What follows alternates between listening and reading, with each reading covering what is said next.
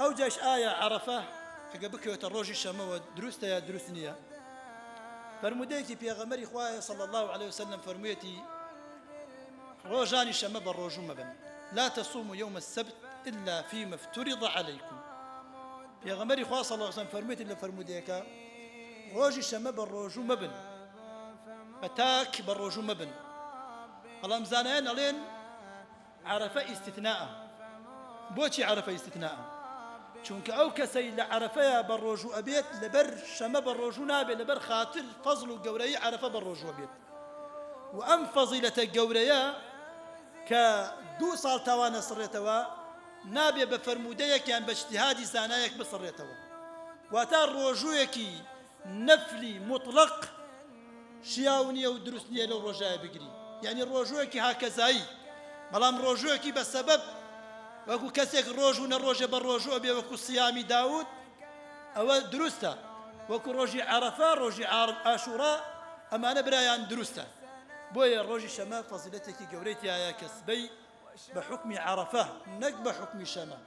فضلك قوريتي يا لدس خوتا ندن إيمان داران روجبوني عرفة يا غمري إخوة صلى الله عليه وسلم فرميتي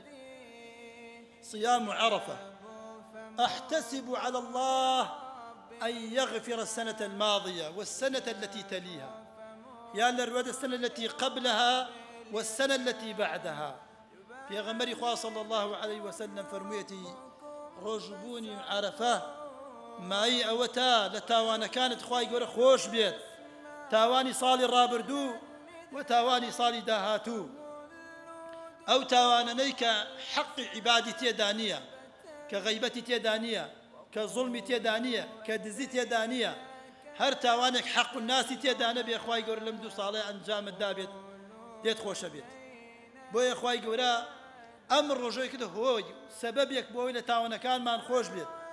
بو الى دسي خماني نبي ندوس سبي لدسي خماني نبي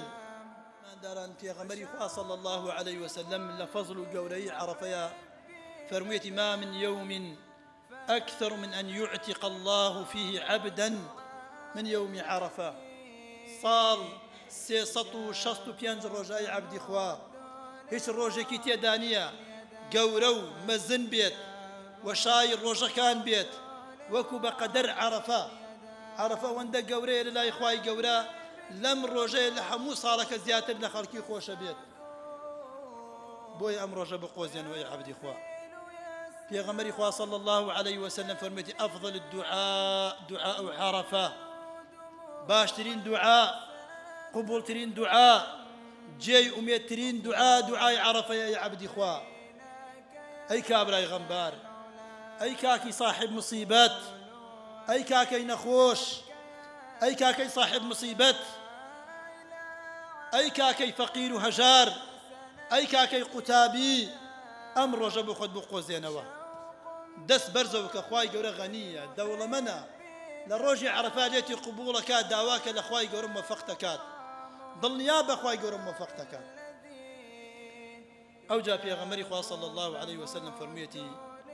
أفضل ما قلته أنا والنبيون من قبلي في يوم عرفة أو عشية عرفة لا إله إلا الله وحده لا شريك له له الملك وله الحمد وهو على كل شيء قدير في غمر إخوة صلى الله عليه وسلم فرميتي باشترين ذكر من كردو بيتم واتا في غمر إخوة صلى الله عليه وسلم وفي غمراني في شو منش كردو بيتيان أم ذكري لا إله إلا الله وحده لا شريك له له الملك وله الحمد وهو على كل شيء قدير بوي أمر وجب بردوام أم ذكر دوباره بكروا بشكو بر رحمتي إخوائي قورا بكيو